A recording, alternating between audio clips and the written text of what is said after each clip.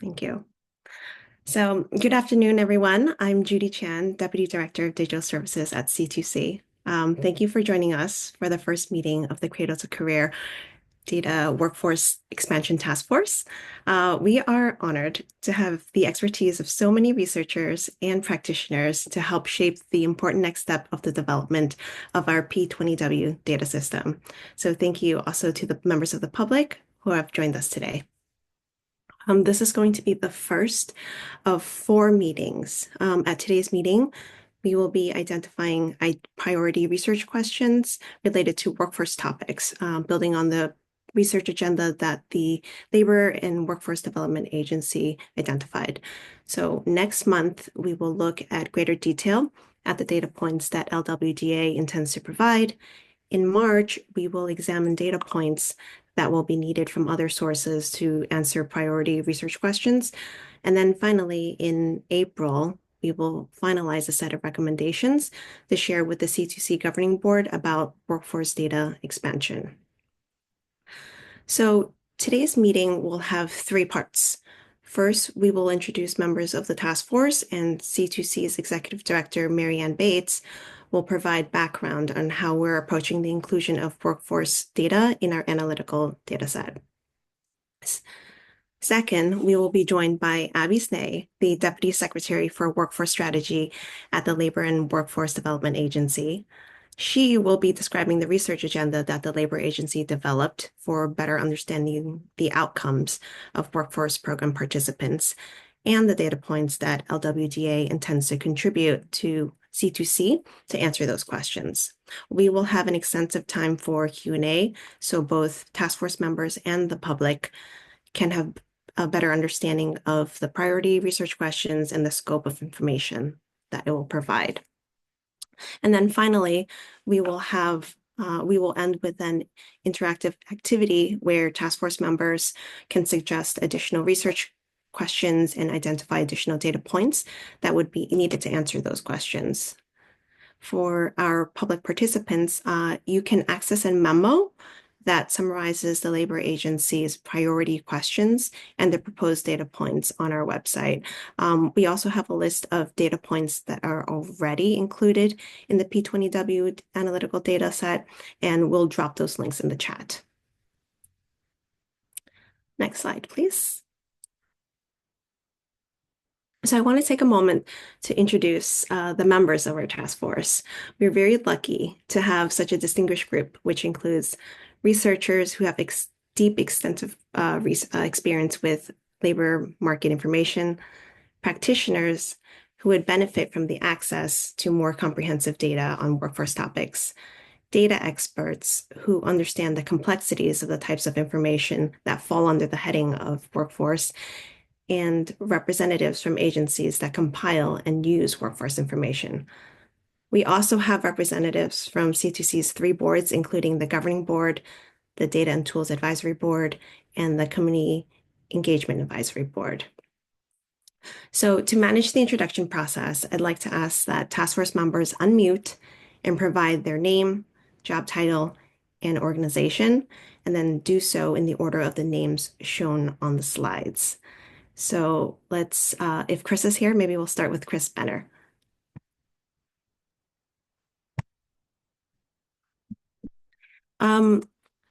Perhaps maybe let's start with Lisa. Lisa Catanzarite. Hi, Lisa Catanzarite, Vice President of Research and Evaluation at Unite LA.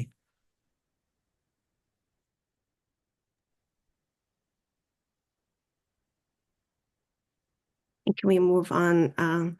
Is Lisa Countryman here? Okay, then we move on to the next list. Next person, please. Hi, I'm Annalise Gogar, and I'm a fellow at Brookings.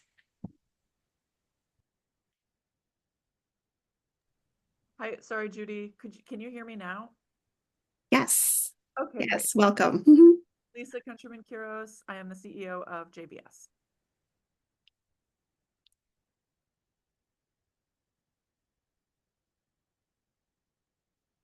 Next is Anna Luce. If not, maybe we move on to Cesar. Good afternoon, everybody. Cesar Lara with the California Federation of Labor Unions or the California Labor Federation. Happy to be here.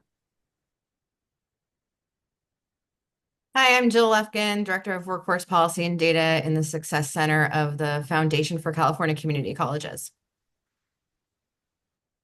Hello, everyone. I'm Alex Knopbaum. I am the Statewide Data Programs Manager with the California Office of Data and Innovation. Hello, my name is Javier Romero. I'm the Deputy Director of EDD's Workforce Services Branch. Hello, everybody. I'm Renee Segal-Meita. I am the Vice President and Director of Workforce Development for the Chino Valley Chamber of Commerce. Happy to be here.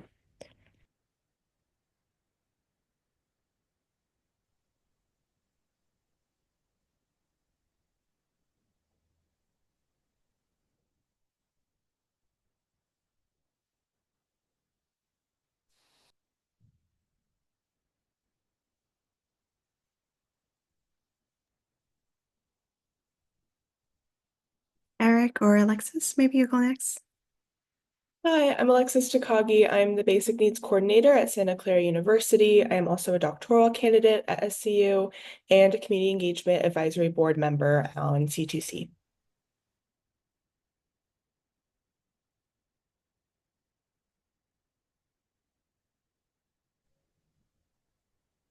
Guess next up is Till. Okay. My name is Till von Wachter. I'm a professor of economics at the University of California, Los Angeles, and also the faculty director of the California Policy Lab here at UCLA. And I'm very happy to be here.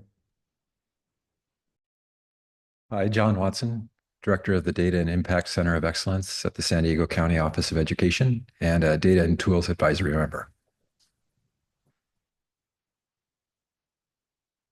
Hi, my name is Terrence Willett. I'm the Visiting Assistant Vice Chancellor of Data Visualization and Research at the California Community College Chancellor's Office, being borrowed from Cabrillo College.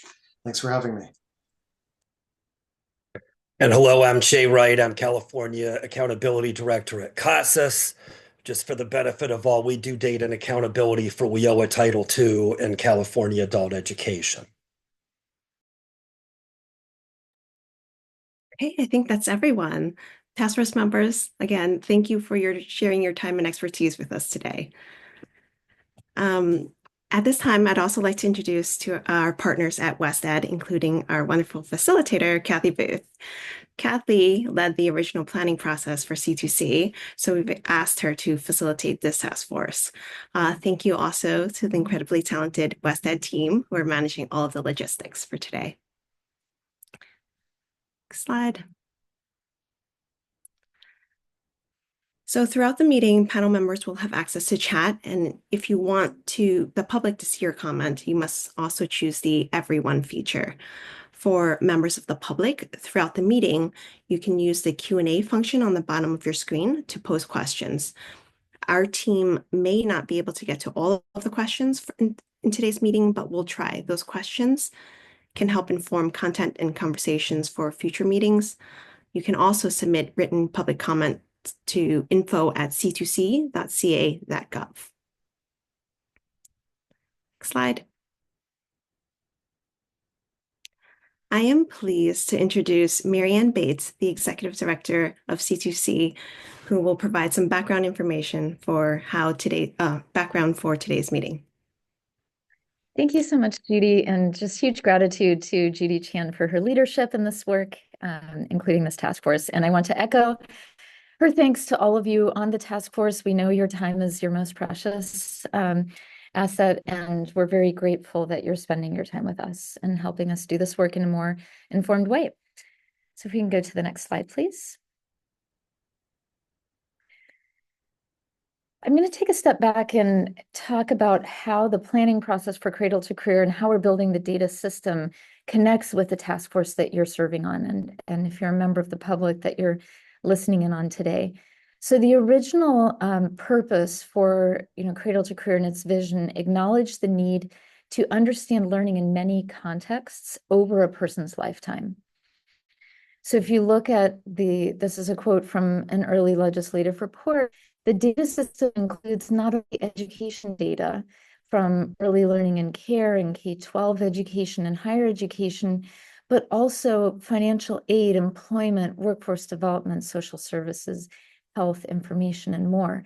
And part of, as you think about our name, from cradle to career, the career component of this data system is incredibly important, both in terms of understanding how people are pursuing job training and learning and the outcomes that they're experiencing. Next slide. When an initial timeline was mapped out for the Cradle-to-Career data system, one thing that was flagged was that by our 5th year of development, more workforce data would be included. So that's what we're tackling in this task force. We've already integrated the unemployment insurance wage data from EDD, but there's a shared understanding that more workforce data could be incredibly informative for a variety of high priority questions that we'll get into in a moment with the incredible work that the Labor and Workforce Development Agency has done in preparation for this task force. Next slide. So what do we mean by workforce data? So workforce includes many different concepts, including classes that teach job-specific skills, non-academic training that prepares people for work, job outcomes of people who participate in education and training or receive public services, and the economic factors that shape which jobs are in the highest demand and how much they pay. And the P20W data set, so this is shorthand for the Cradle-to-Career data set that starts with education data, integrates health and human services data, higher education data, workforce data. The W in that acronym stands for workforce data. This is the defined set. Our partners have signed a legal agreement to share data points, and many of those data points have already been integrated. So some of that's already included in our legal agreements is information on K through 12 career technical education programs, the discipline in which students earned community colleges, CSU, or UC awards, apprenticeship participation, retention, and completion, and employment and earnings outcomes from the state wage file from the Employment Development Department. Next slide.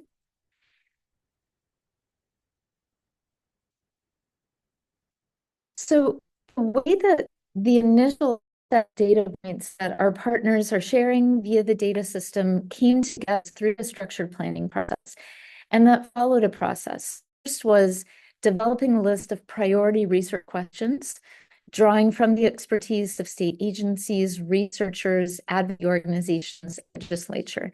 This is essentially just being clear about the why. Why bring the data together? Here are the kinds of questions that can be answered with the data. The second stage is determining what specific data points would be necessary to answer those questions. The third is working with data experts, state agencies, to evaluate the quality of related data that they collect, and essentially understanding what's feasible and what makes sense to bring together based on what the state already collects and validates. And then the fourth is that our team works with our data partners to develop detailed file specifications for the specific data that's shared. So we're going to follow a similar process to identify workforce data that should be added to the existing P20W data set. Let me pause for a minute and ask, I seem to be having some connectivity issues. Should I turn off my camera to prioritize voice, Judy? Yes, I think that would be great. Apologies for that. Is my voice clear now?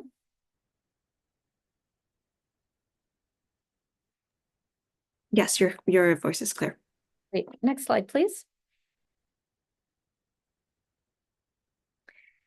For the data identification process that you're now embarking on with us, I want to give a huge amount of gratitude to the Labor and Workforce Development Agency, Abby Snee in particular, who worked across their colleagues in the departments under LWDA to review the existing data points in our data set and identify priority questions that could be answered by contributing additional data.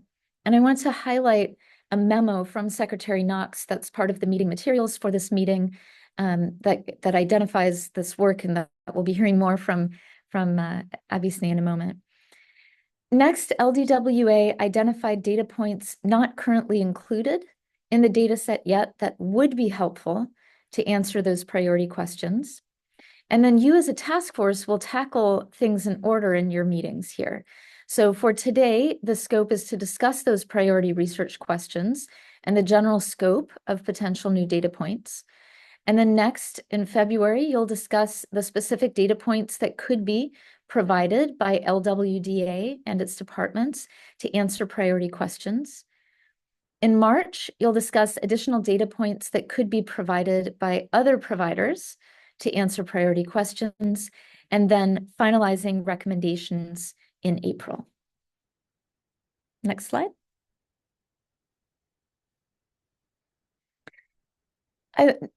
This slide highlights how we at Cradle-to-Career include new data and what our process is for that. So Cradle-to-Career will share the requested additional data points with the relevant agencies and discuss the implications of including that information in the data set. And then LWDA and any other agencies that intend to provide new data points for the P20W Cradle-to-Career data set can inform the governing board of Cradle-to-Career at their May meeting this year. The governing board can take formal action then to add data points to the data set, and then we work with data providers to develop those detailed data specifications, and finally work with partners to upload new data points into the P20W data set. So that's an outline of what the process will be moving forward. As I get ready to turn it over to Abby Snay here in a moment, I just want to give a big thanks to the many colleagues we have at the Labor and Workforce Development Agency and its departments who contributed to identifying the research questions that are really kickstarting this work. We met multiple times with leaders, data experts, and researchers associated with each of LWGA's 4 major data sets. And in addition to ensuring that they were familiar with the data already in the analytical data set at Cradle-to-Career, we worked through multiple questions about data definitions, availability, data quality, and validation. And there were also multiple conversations at the leadership level, which showcases how committed Secretary Knox and his team are to expanding data linkages and access to enable us all to address the priority questions that are in his memo. So this is what has allowed us to start this task force with a nuanced understanding of how the Labor and Workforce Development Agency and Cradle-to-Career can work together to leverage the shared infrastructure that we're building to develop a stronger shared understanding of how we're helping Californians access quality jobs. So with that, I'm happy to turn it over to Abby Snay. Thank you so much, Marianne. And thank you and Kathy and your colleagues at Cradle-to-Career and WestEd for embarking on this learning journey with us. And I want to just say that we are very excited at LWDA about the prospects of joining the analytical data set at C2C and the ways in which that can really help us better understand our different programs and how they support individuals over their lifespan and lead them to better jobs and better lives. Just as a bit of context, Marianne mentioned working with different representatives from LWDA, and just to explain the structure, under the agency umbrella of LWDA, we have 4 departments that fund and support workforce programs. And these are EDD's Workforce Services Branch, led by Javier Romero. So grateful to Jav for his incredible insight and the continuity of having him on the task force here. We have the Employment Training Panel, which primarily funds in businesses to upskill their employees directly. We have the California Workforce Development Board and the Division of Apprenticeship Standards. And so it is the leaders of this team Marianne was referring to, who have been working on these questions and the data points. And we're really part of the initial planning process that Marianne described. For us, this work comes at a really good time. We currently have information. It's not as complete or thorough as we would like on participants. This information is spread across 4 different data systems, each of which has its own ways of naming and identifying people and tracking people in ways that really have hindered our ability to get a broad picture of the performance and impact of the programs we support. The request from Cradle-to-Career came about at a very serendipitous time. We had just begun working through philanthropic support with the Corporation for a Skilled Workforce to focus on opportunity youth, very broadly defined. I could say youth and young adults, because we're looking at an age range of 18 to 30, to really understand what their current participation is, their experience, the outcomes of that participation in the public workforce system, so that we can make some recommendations and do some program design for improving those. And so CSW was already starting to work with the departments to gather and understand their performance data. And so we were able very quickly to join forces with C2C and West Ed in interviews with the data experts in the 4 departments to help us identify what information is available to answer our research questions, as well as the important factors of do we even have complete information on the specific data points, and are those data of high quality? They also worked with our internal researchers to understand how the information that's already available in C2C could support their work, and what additional information would be needed to answer the priority research questions we then started working on.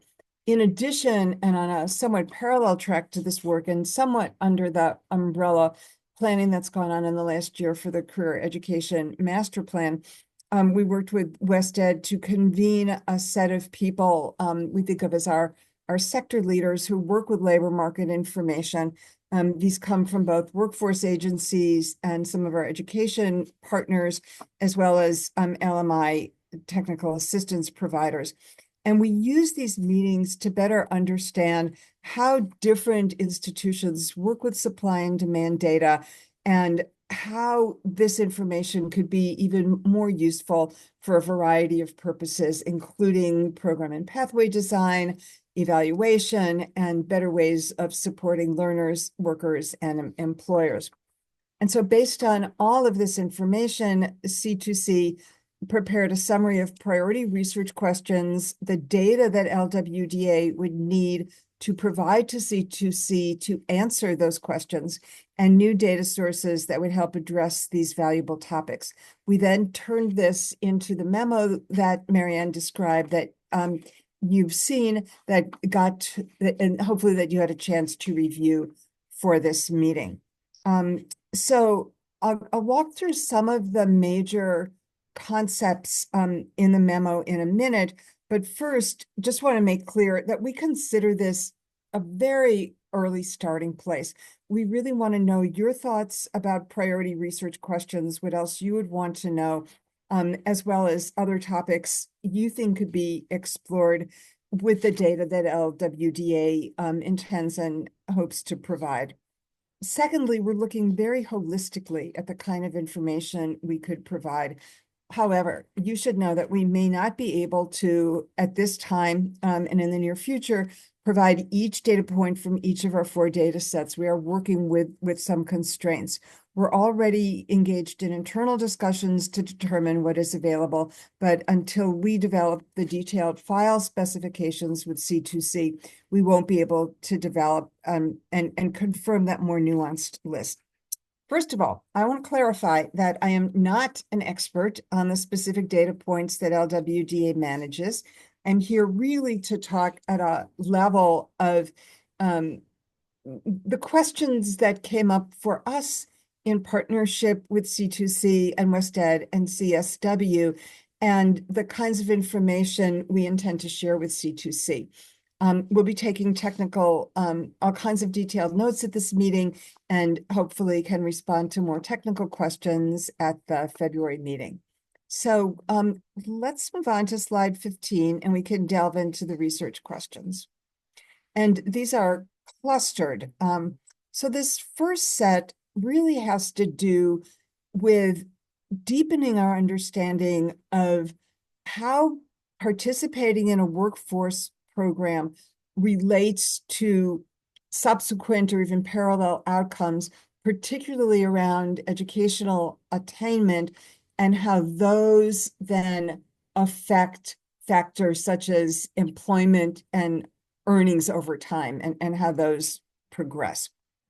Contributing our data to C2C would allow us to add in the considerations that really interest us around the impact of receiving support in workforce programs, and how that affects someone's life trajectory, as well as how the knowledge and support gained in different contexts, and Marianne alluded to this, is related to prior life experience and then later actions, activities, and outcomes. And we really want to understand the differences among just more information, whether the training was provided under the auspices of the workforce system, how results might compare to people who never participated in a workforce system, how results compare to programs offered by other agencies, public agencies, private programs, and whether there truly is a multiplier effect from participating in multiple programs. Could you go to the next slide, please? We also want to understand how participating in a workforce program relates to other kinds of experiences an individual might have, both before and after they participate, in terms of how they further their education, their educational attainment, where they go to school, how much debt they incur as they continue to learn, and ideally the impact that has later in life on homeownership and other kinds of asset development, whether they engage in service learning, whether they receive public benefits, and which ones, how much their earnings change and how those earnings appear to be progressing as we would like them to, along a career pathway. So that progression, both in terms of occupational progression and wage progression, and the kinds of places where people work. Okay, next slide, please. We also have a set of research questions, and I will say that these are really most important from my perspective on an impact, how individuals benefit, what the return on investment is for an individual, whether there is a correlation, and we like to think at some scale there should be, on regional economic growth, if the development of skills and advancement in careers and wages reduces the need to receive public benefits. We hope it does. We want to understand the economic benefits for employers, and we want to understand and really ensure that the training programs are aligned with the skills that employers need at a given time. So next slide, please. We also are very interested in specific populations and the education, employment, and employment outcomes that people within those target groups achieve. And those include opportunity youth, very broadly defined, as I mentioned, people who are or have been justice involved, people who currently receive or have received public benefits. And I would add to this list, and you can see the intersectionality, immigrants, refugees, people who are English language learners. So next slide. And data disaggregation is, of course, critical. And we want all of the items to be disaggregated by demographics, geographic regions, industry sectors, the kind of program in which they participated, and the kinds of support services they received. We want to be able to look at multiple factors at the same time. So, for example, that broad category of opportunity youth really involves many specific subpopulations, from young parents who may be receiving CalWORKs to individuals with disabilities who may be receiving services from our partners at the Department of Rehabilitation. And so we really want to pull these apart, cluster them together to deepen our understanding of the impacts of participating in these programs.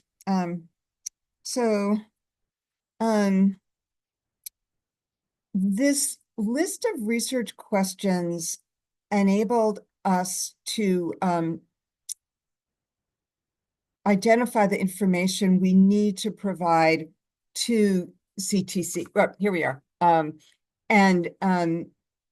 You can look at these and you can see how what we want to provide are some of these core demographics and what gets in the way of individuals participating, completing, and moving on successfully from training programs. And those can include the, composition of their households, the burdens of being single parents, involvement in the foster youth system, the justice system, the whole homeless system, and, very simply and commonly, the barriers that come from low-wage employment.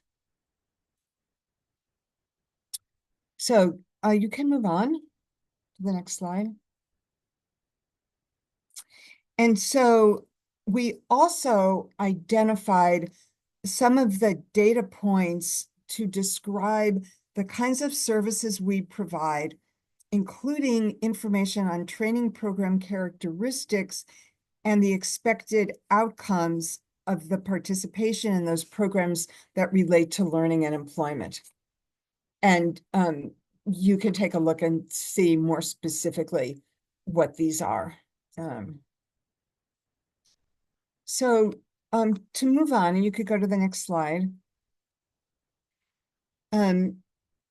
C2C already has most of the information we think we need to answer the core questions, but we've identified some other data points from other partners that could strengthen our analytical capacity. For example, we'd like to include course level information from the community colleges, particularly for participants in non-credit programs. We'd like to understand which incarcerated people the community colleges are serving and in which programs. We would want additional data points that we think that the Chancellor's Office and Department of Education are already providing to the State Workforce Board for the Cal Skills data set, which already helps us look more comprehensively at outcomes for programs that are funded by the Federal Department of Labor that actually has some strict limits on how data may be used. So we want to explore ways to make those same types of information more broadly available to researchers. And next slide. Now, this is where we get very excited in looking at ways of enhancing the existing data in several ways. It would be great to learn more about other earn and learn strategies, including the participation in the service learning programs and fellowships that Cal Volunteers offers. We already have information in C2C from the Department of Rehabilitation. We'd like to augment that information with data on other workforce programs managed by the Health and Human Service Agency, and have just started learning about a new initiative by that CalWORKs will be undertaking on some outcomes metrics for CalWORKs participants other than workforce participation rate. And we hope to work closely on that. We would really like to learn more on earnings from and other sources of employment data, such as the Franchise Tax Board and the US Census, as well as richer information on people who are self-employed or may even leave California to other states. We also, and you could switch to the next slide, are very interested in more information from the Department of Corrections so that we can understand the intersection of workforce participation and participation in the justice system, and understand the impact that we would hope that participation in strong workforce programs can have on recidivism. So just to start wrapping up, in the previous slides, we've really been talking about data that already exist. When we dream and imagine, we can think about ways of collecting better data and have that added. And I will say this is not an easy lift. The data points that are collected from employers through the EDD unemployment insurance system. It would be amazing if we could understand the hours people worked to earn their quarterly earnings, where they worked, and the kind of work they did to earn those. So this may be a future state, but certainly something we want to think through together. We've already completed a legislatively mandated report that details what it would take to expand data collection from employers, and know that there are other states who've already started to collect this information and learn from it. So we can move on. So we're also very interested and excited about, and some of this work and thinking has come through the development of the Career Education Master Plan. The full plan, by the way, should be announced and released soon. And this has to do with labor market information.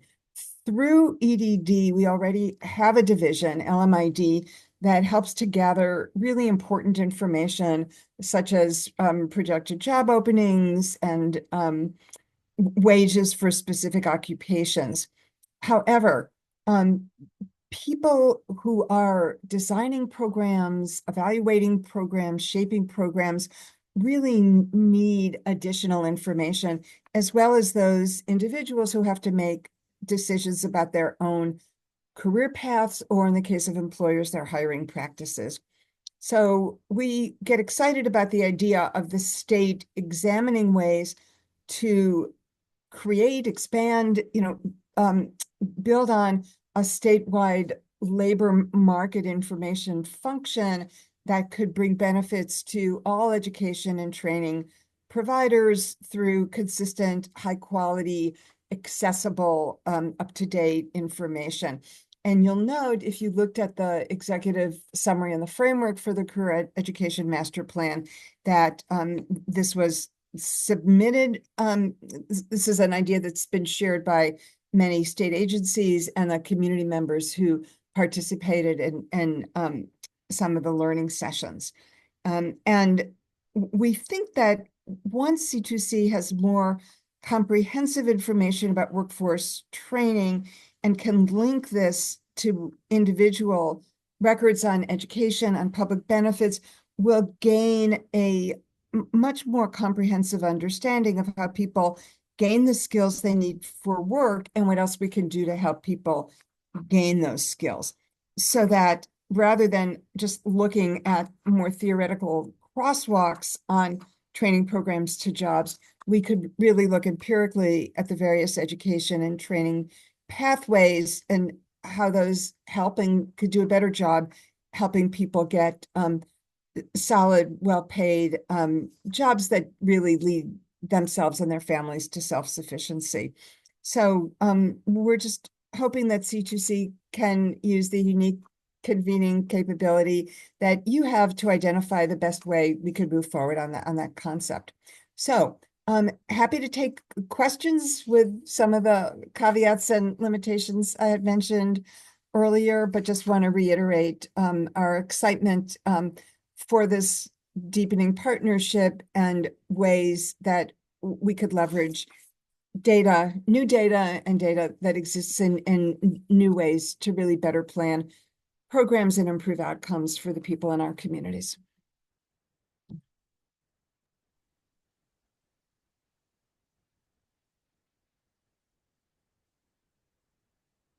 Not hearing you, Kathy.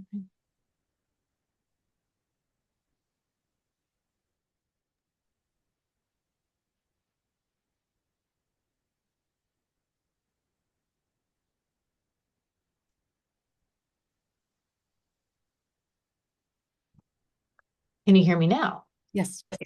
That's excellent. All right. Hopefully that gave you a moment to collect your thoughts. So I want to start by inviting members of the task force to raise any questions you have for either Cradle to Career or Abby. We have experts who really know what's already in the C2C data set, so you can ask questions about that as well. And we're going to take about 5-10 minutes for this. And while that's happening, if there's members of the public that have questions, please use the Q&A function. Just go down to the bottom of your screen to look for that little question mark thought bubble, and then we'll be gathering your questions. So is there anyone who'd like to start?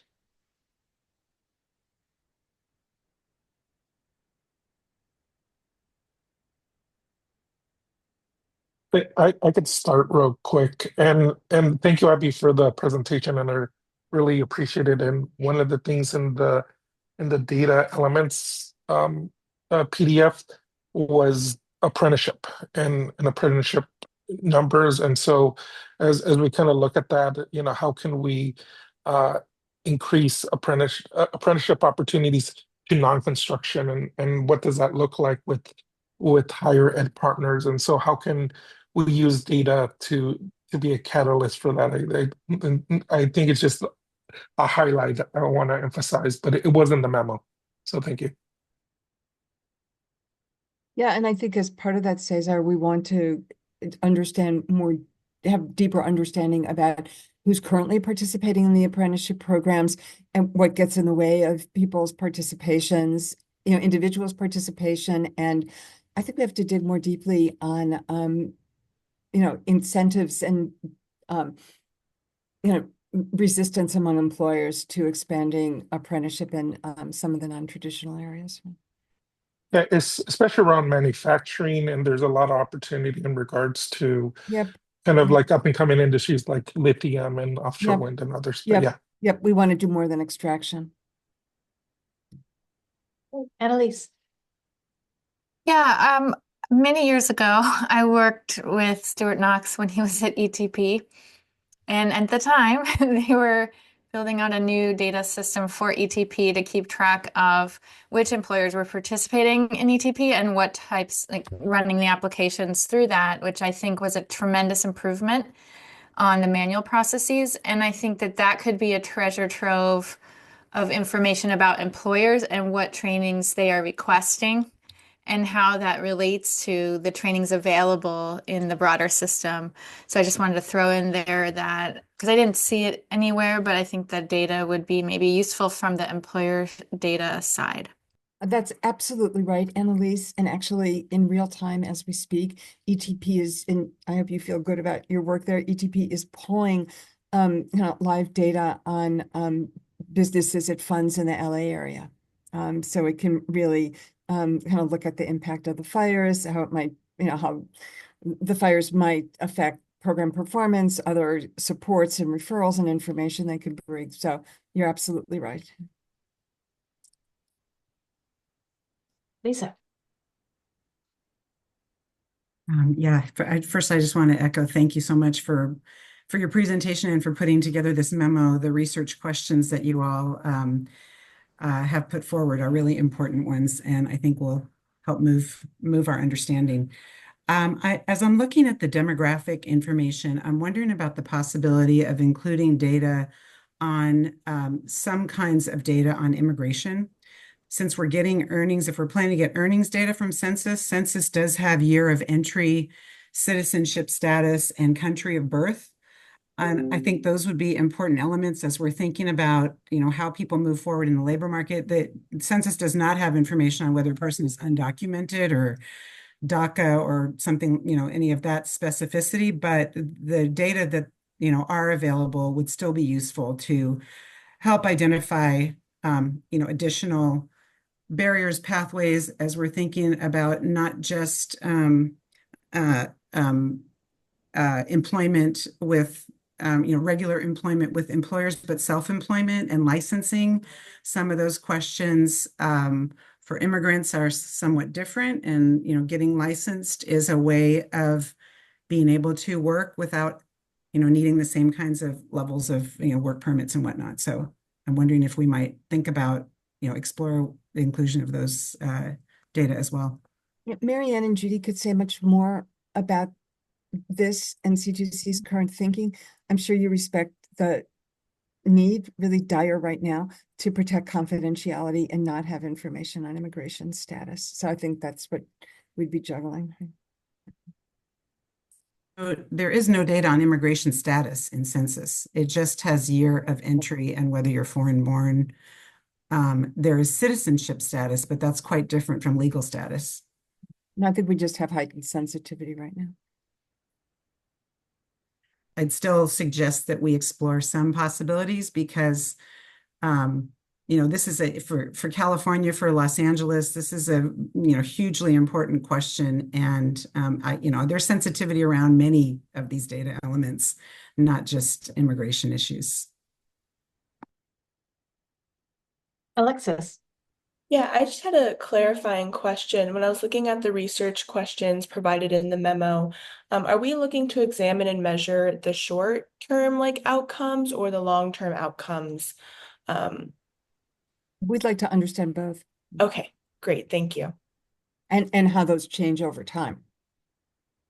I mean, someone may finish a 3-month certificate program, work, go back for a 2-year degree. And I think ideally we just want to trace that trajectory and the impact that has on earnings. Renee, before I go to you, I'm actually going to go to chat. John, you had a question. Do you want to unmute and voice that over?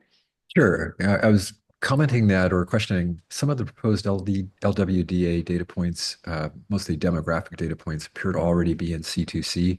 Is there a strategy around still accepting those for the purpose of these data might be later in a person's record, and maybe there's some changes, and so that's a way to realize a change or gather some additional information, or would those typically be dropped and not included? I'd like to defer to C2C to answer that. Yeah, I can help with that. Hi, everybody. Ryan Estriato, Director of Data Programs. Thanks for the question, John. Nice to see you again. Yeah, so in general, if you look at the data elements by provider PDF, one of the things that you'll notice is that multiple providers share the same data points across providers. So, for example, multiple instances of grade level, for example, or any of the variables like that. And so,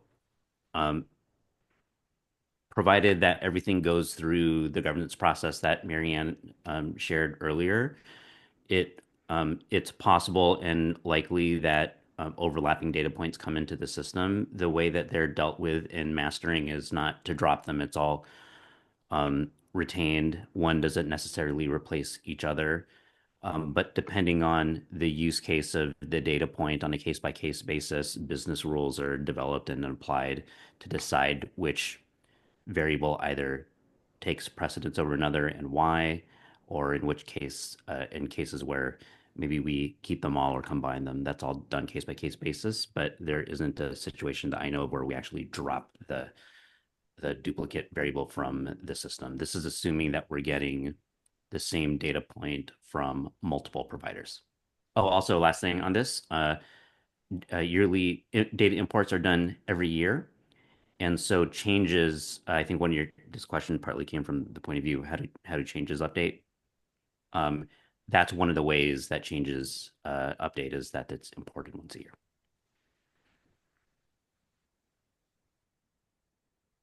Great, Renee. Hello. So I really appreciate the presentation and being part of the task force as well. And I really do also appreciate the fact that we're looking into the justice involved. And, those are one of the even as a chamber here, like this is one of our workforce that we have not tapped into. And there's a lot of success rates. And I wanted to know if those were looking at those types of data as like hiring a justice involved individual. And there's a lot of stigmas attached to it, but they turn out to be the best workers. And we have a lot of manufacturing and logistics as well, where they are just wanting to hire more justice involved because of the work ethics and then the work that they do provide. So I don't know if in our data points and also in our research questions, if we can add such testimonies or even just letting them know about such references if they need it to be.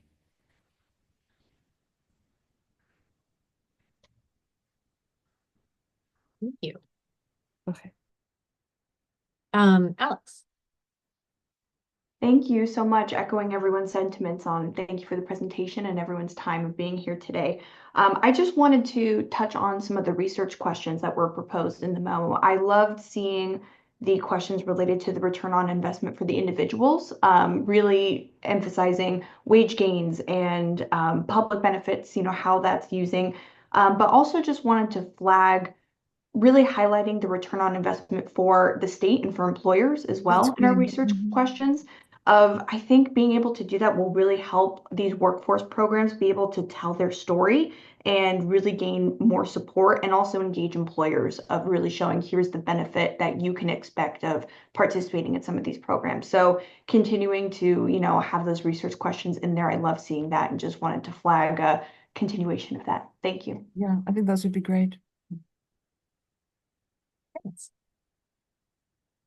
I just wanted to note, I was just at our Board of Governors meeting earlier today, and just to highlight how timely and relevant this discussion is, our board members were asking about particular programs, they're asking about Rising Scholars in particular, and its relationship to employment and wage outcomes. And it wouldn't be limited to just that support service, but that was what was highlighted earlier today.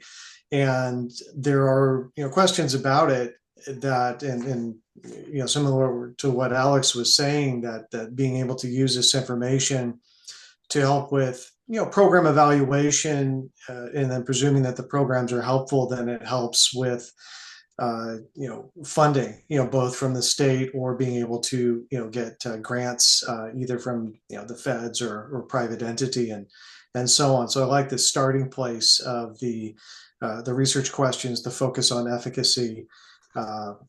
So thanks for having me, and just wanted to reinforce that, hey, we're in line with what other people are thinking too.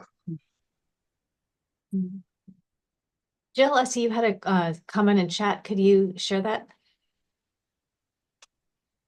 Oh, yes. I was just wondering, and I forget, I wrote this when someone else was talking. This made me think of this, but just wondering if I see that that CTC provides some credentialing information to Cradle-to-Career. Just wondering if there are any plans for C2C to get other licensure data from the state or other folks that provide licensure information.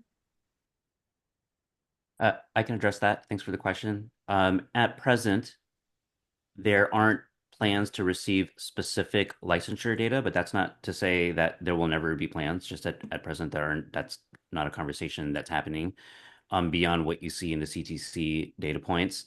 I will say, though, depending on what licensure we're talking about, there may be data in the system already that speak to the activities that could lead to licensure. For example, there's plans to receive data about participation in apprenticeships and things like that. But at present, there aren't specific data points. I'll get really clear about this. That are things like received this kind of licensure. Yes, no, isn't anything at the moment. And I'll just add, working with the Board of Registered Nursing that does, I think, an annual or biannual survey of the license holders that really helps us understand employment trends, moving trends, they can link licensure to age and start projecting aging out of the workforce. We've even been exploring a partnership of being able to contact nursing license holders who may be aging out of direct nursing roles, but could be recruitable for nursing instructor roles, which are sorely needed. So I think there's just a lot that could be done with that partnership, Jill. Not even necessarily through C2C, but love the idea. So I want to note, because many of you are coming up with really good research questions or additional data points or finer points to put on what was in the memo. We will be, when we get to the interactive section, giving you a place to write those things down. So we are taking notes, but also you'll have a chance to put in particular proposals. So if, for example, Jill, you had ideas for 4 different, licensures that you would love to see included, go ahead and put that in, because that's part of this expansive process that we're following. I did notice there was a question in the public chat where people were saying, well, how did you come up with these questions and how do we add questions? So I sort of want to go back to some of the work that we did in the planning process. So when we were first envisioning C2C, at the time, there was this idea that it would be really good to have a fixed research agenda for a shared data set. And one of the reasons why other states do that is it's a way to build trust and agreement. So if you all know how the data is going to be used, then maybe you can say yes. But what the folks in the room that were the researchers and the people that answered the requests for research data from the agencies said was, we don't want to be constrained. We don't want to have this really limited list where it's like, oh, you asked a question that's not on the list, we can't help you. And so instead, they were the ones that came up with this process that we're following now. So we start to iterate. And so, I mean, we could actually play a game where you guys can stay on all afternoon and just keep writing your next research questions, which all the researchers in the room, this is like our favorite party game. And then what we did is we just went through and said, well, do we have all the data points that it could answer those questions? And so that's part of why we really need your input, because to Jill's point, maybe you're like, oh, it's really good to have teacher licensure data, but we'd really like to know more about construction. We're going to have to do a lot of rebuilding in Los Angeles. So do we really have the right number of people to do that? So that's the way that we're like opening up the research agenda, so it doesn't have to be limited by the ideas that we come up with in this task force or what was in the original memo.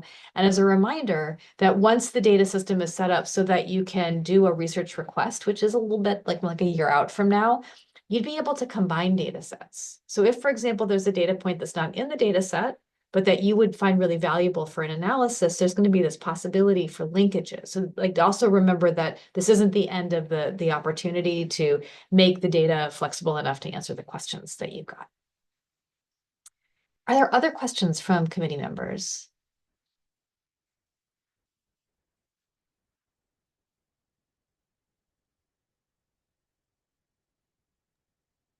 It's a question that Alexis posed in the chat.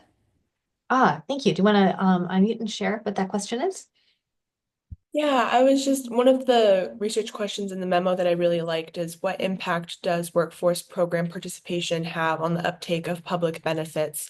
And I was interested if we had the capacity to compare across different types of workforce programs, to compare if there's a specific type of program like an apprenticeship or the Rising Scholars Program, things like that, if that leads to a greater impact on public benefit uptake and either increasing or decreasing it as well. So I wanted to know if we can get into the specifics like that, or if that's not one of the objectives of the task force and of the research that's going to be going on. So I think it's a great idea for you to iterate on questions like this, because then we can cross-check. So as you heard Abby say, there's a desire to be able to disaggregate the results by things like specific program. So what you're thinking about probably should be answerable, but there's no harm in writing down all the expansions of the questions. It also gives us sort of a bank of ideas of things that could be investigated. Annalise. Yeah, I just had a question about data quality, because when I've, for example, looked at the Pearl data, there are certain fields that I trust a bit more than others, and a lot of data isn't fully entered or is entered inconsistently by frontline staff, and that raises issues around like TA that might be needed or whatever. But I think it could be really helpful to think about like how you're going to measure and assess data quality and whether you need to capture some kind of data to get there in order to flag, needs like that, because that could be very consequential later on.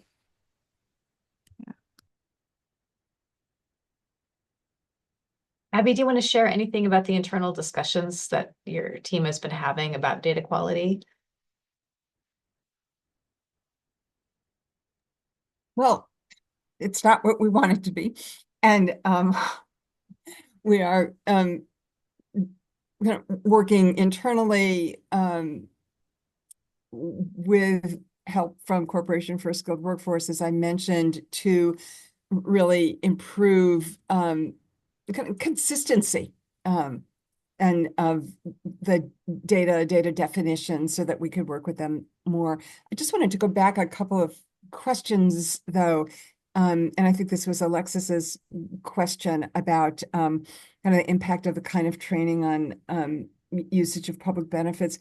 Something Javier and I have been working on for a while is support services and providing support services, including wraparound case management, as well as more tangible supports, and the impact that that has on entrance into a program, participation levels, completion, and outcomes. And have just been, I think, getting very interested in how income support in a training program, whether that's through a formal earn and learn in an apprenticeship, or I know that there are even some private, foundations that have been experimenting with adding income supports to training programs. I mean, those just really seem to have a huge impact. Right? Especially, I was in LA, just to get anecdotal, in December and visited a couple of programs, and one of which gives a $10,000 a year annual stipend. This is the California Youth Leadership Corps. And we talked to a few participants who said because of that stipend, they were able to quit the 2 part-time jobs that they had to support their families, which enabled them to just focus much more clearly on school, improve school, and just really build their motivation to continue. So that's just something we're just really interested in looking more at, right? Looking at more, I should say. Okay. Could I add something about the whole data quality? And first of all, ditto on what Abby just said on our what we're operating under, but on this data quality, I mean, just for the opportunity for additional validation will increase the value of our data that we currently have. And just by our data becoming more consequential, so you'd use the word in your question, consequential, that in itself has more of a care, or how would you say, oversight by the people overseeing the data entry and our side, so on. So I think it's one of those things, yes, there's always room for improvement in data quality, but making more consequential and more data validation occurring, I think will enhance all our data. Thank you. Cesar. Yeah, definitely around data quality, but consistency, timeliness, and then facilitation of data sharing across agencies. That's, sometimes there's, some agencies don't ask consistent questions. And the last is kind of the end result, a user-centered model around data and kind of a user-centered design of the information, because if we can make it as useful and as accessible as possible when we do talk to employers, because every so often you wait on the source of the data to tell you what the data says instead of it being more user-centered. And so as we kind of go through this, kind of making sure that we emphasize the end result as well. Ryan, do you want to speak to the way Cradle-to-Career uses a user-centered approach? Yeah, happy to. So I think it's helpful to think of this as the process by which the public would use data and consume data through Cradle-to-Career is kind of two parts of it. There's the part where data is received and then stored in the data warehouse, and then there is the way in which that data gets prepared for the public to use, and that sort of second part is where all the user-centered design comes, and that has to do with looking at one of three general ways that we share data. They're through dashboards, which we think of as our most guided set of tools, and then the future plans for a report builder, and then the research request tool. And all of those, there is a lot of user research done to understand how the public want to use the data, the types of questions they'd be asking if they even come to the website, to the C2C website with questions ready, or will they need some of that guidance from us? Those are the types of things that we look through and engage the community regularly on as we actually build the tools. And that's only the stuff that's happened since the office started. Even in the planning process, before the office started, user-centered design and engaging the community was a big part of figuring out how the data system should be set up and what should be initially included in it. So it's in the statute. User-centered design is specifically there. It's in the culture of the office and sort of in the procedures through which we work. So I think it's once the data is in, there's what's always for my team, what's always next is how does that then get to the public? And we have processes where we invite folks like you and members of the community to help us figure those problems out together. Thanks, Ryan. So we've got about 2 minutes left before we go to the next activity. So I quickly want to go to Till and then Terrence. So Till, let's start with you. All right. Thank you. I want to echo some of the things that were said. I thought this was really an excellent memo and a really great presentation. I really think the emphasis on program evaluation is spot on, and especially the emphasis on cross-program synergies. And I think, I know we'll talk about this in a future meeting, but this is something that one could push even further, because one of the value of being able to merge in other data sets is that one can measure some of the items that may be hard to measure in some of the labor programs. I share the same concern as Annalise on some of the items listed, but the beauty of being able to merge in other data sets is that you can get, for example, especially employment barriers, you can get that from other programs, and I look forward to that conversation. One thing I was really happy to see is the mention of base wage reform, the idea that we might eventually get data on hours into the system, because it feels we're talking about the impact of education on training, but we can't currently talk about how that education and training actually makes people do their job better. We just know that they have higher earnings or higher employment, but they may be doing just the same thing, just working more hours. And so having eventually hours will be just a real game changer. And of course, knowing where people work and whether their income allows them, to afford a life in the place they live at, that will be helpful as well as occupation. So I'm glad that made it onto the list, and look forward to the conversation. Terrence, take us out.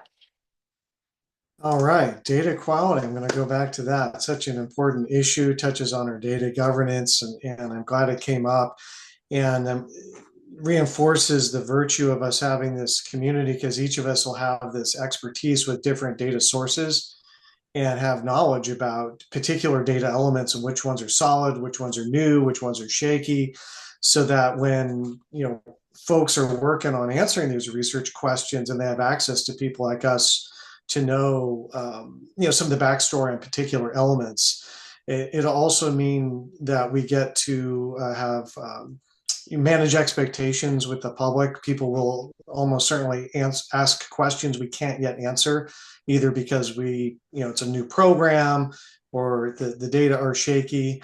And then there's always, caveats, especially with wage data in all the sources. So every time someone says data quality, I just get excited and I just have to talk about it and say something. So back to you, Kathy. Thank you, Terrence. Okay, so what I'm going to do is we're going to move to the portion of the agenda where we're going to be getting your input in a written form. So what I'm going to do is I'm going to go back to sharing my screen. If I can get this to work correctly. There we go. Let's see. So we've done the questions. So what we're going to be doing, I'm putting these questions up so that it's very easy for folks in the public to see these.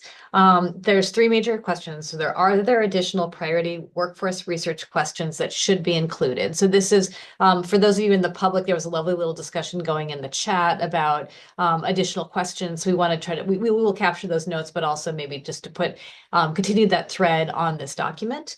And then what other data points might be necessary to answer those high priority questions? So this is where you might put the thing in about licensure data. And then if you know what entities have that information, and that gives us a starting place if we're going to be approaching other agencies to share the interest in this information. So in a moment, we're going to have my colleague put a link to where this Google Doc is. That's just going to be available to members of the task force so that they can access it. And I am going to switch over, let me stop my share for a second, and make it so if members of the public can see this document as the task force members go in and start editing it. So I'm noticing that a lot of you are getting into the document, and I'm going to reshare my screen. And I'm going to make this a little bit bigger. So what you'll see at the top is that question about additional research questions, and task force members, you can feel free to start typing in. And then down below, we have the data points that might be helpful to add and who has that information. So I'm just going to be quiet for a few moments and give the task force members a moment to answer these questions.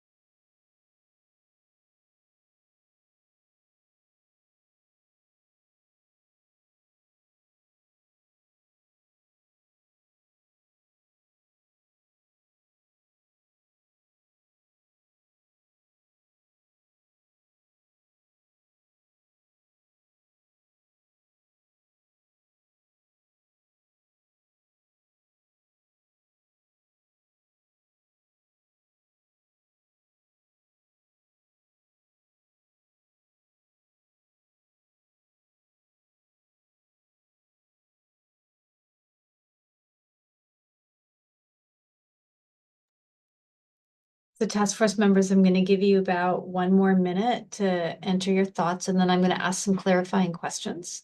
But note that we'll leave this document open to you so you can continue to type into it over the next day or so, so that you've got a chance to continue to think about what you might want to add.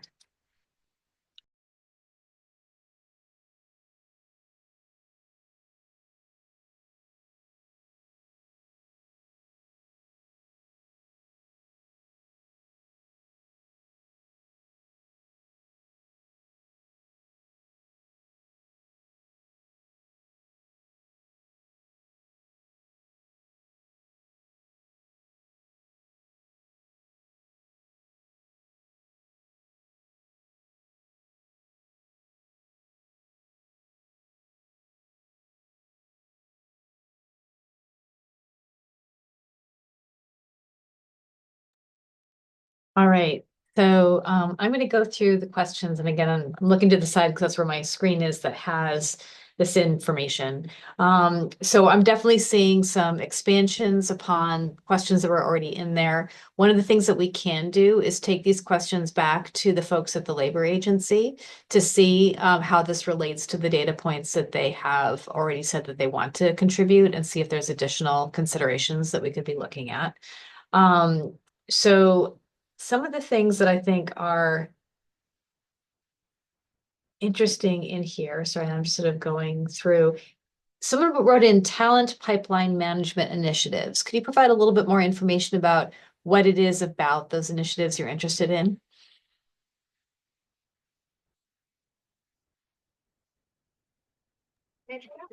Hi, that was provided by me. It's really just more of like, it's something that was endorsed by the US Chamber, and they do a lot of like pipeline management, like working with employers to see what they need in the workforce and like data that they needed to be collected. So it's just like, are we working on those stuff? Like, are we asking employers to be on the table to provide information that they need from the workforce?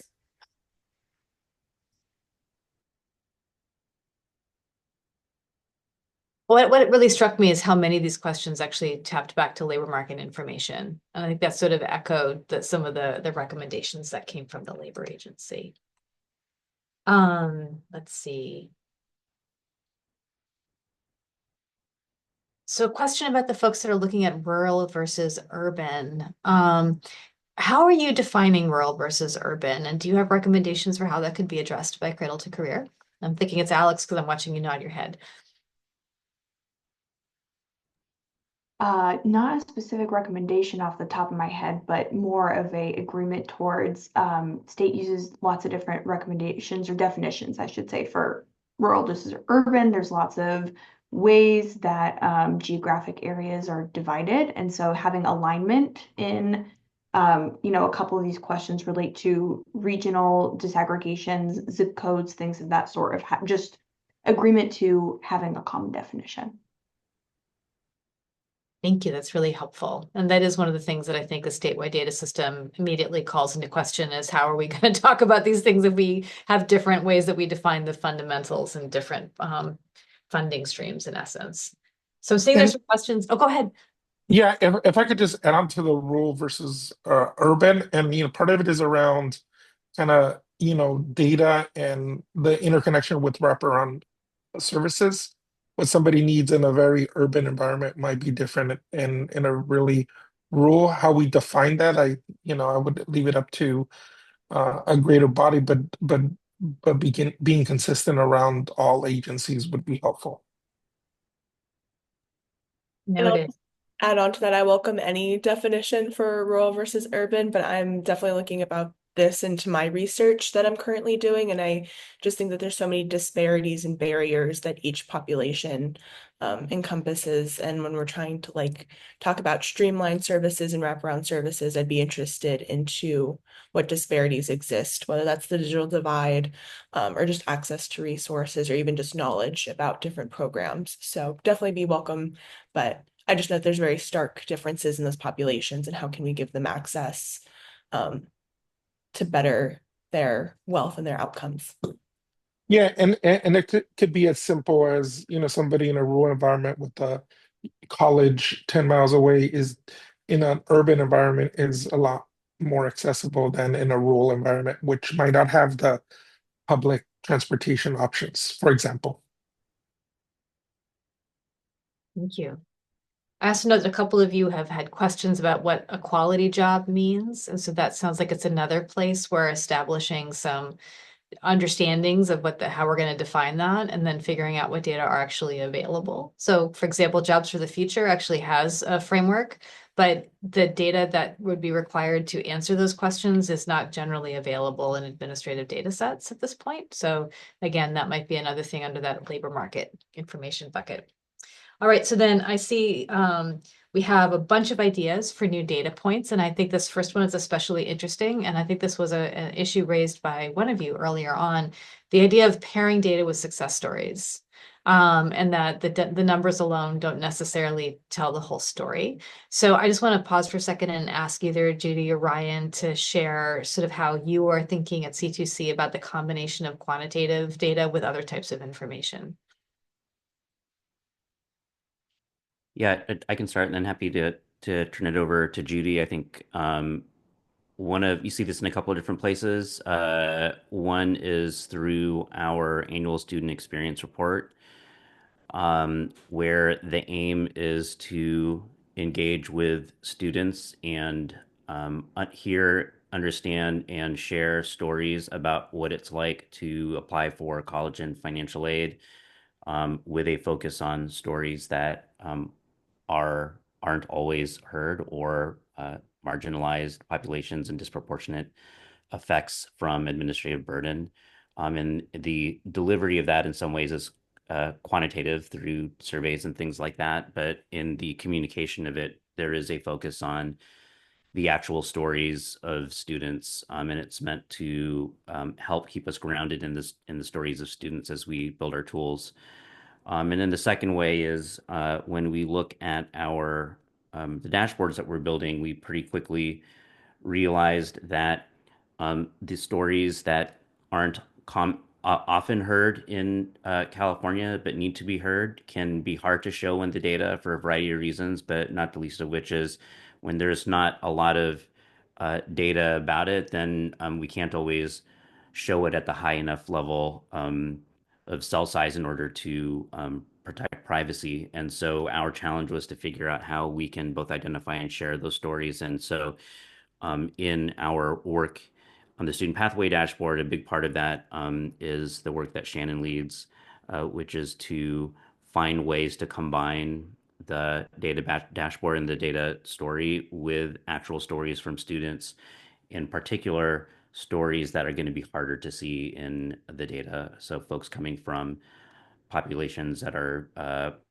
disproportionately affected by any number of events or administrative burdens that Californians experience as they go from education, elementary to post-secondary, and in the workforce. So there's two ways that I can think of. Judy, there may be more that you want to add. I think yeah, you captured it. Wonderful. So we're at time. So 2 quick notes. For members of the public, we will be posting a recording of this and also a summary of the ideas that were discussed. For members of the task force, I did add a question to the bottom of this document. If you've got technical questions for the data team at the labor agency, please go ahead and put those questions there. As a reminder, at our next meeting, we're really going to dig further into the data that LWDA is going to provide, which will give us a chance to look at some of those additional questions that you brainstormed, and for us to think about how those could or could not be easily answered within the labor data set. And then our next meeting will focus on information that comes from other places. So please keep filling out that grid of other places and the data sources if you know, so that we could gather information for our March meeting. Thank you so much to everyone and for your time. And we look forward to seeing everyone next month.